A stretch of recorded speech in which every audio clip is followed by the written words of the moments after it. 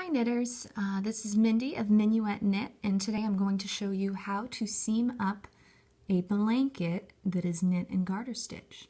I've started running my needle through already, and basically what I am doing is catching the bottom of these two loops here on one panel and then going through the same loop on the opposite panel.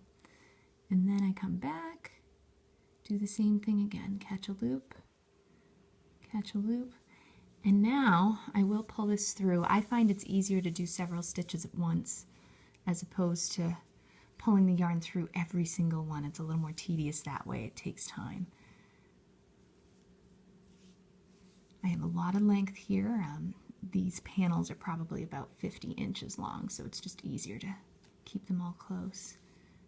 All right, so here we are. Sorry, I went out of field there for a moment. All right, so when I open this up, you get this nice join that's pretty much invisible, and actually it looks like, yeah, there we are. They all line up. You can see your garter ridges go together. This one's a little open here. I might go back and redo that, but I think it's the tension of this stitch, which you can adjust just by giving it a little tug. Sometimes there's the change in the tension between stitches. So let me show you a few more here. All right, we're going to go into this back loop and then into the opposite loop. And what I'm doing is I'm looking for each row.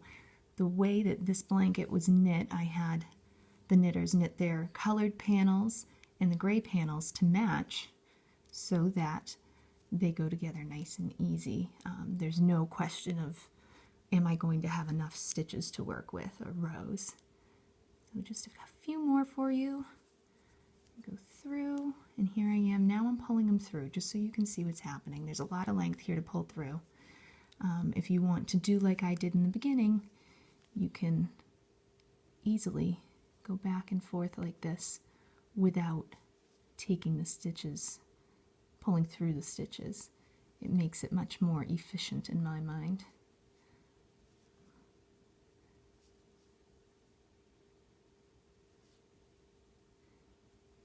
Here we are. So now I've got a few stitches lined up here, and then just give it a pull. And then we open things up, and there we have it. We've got a nice seamed blanket that looks nice and even. I recommend, I have a solid color panel here, so I'm just using my gray color throughout. If you have more than one color, pick the color that shows up most.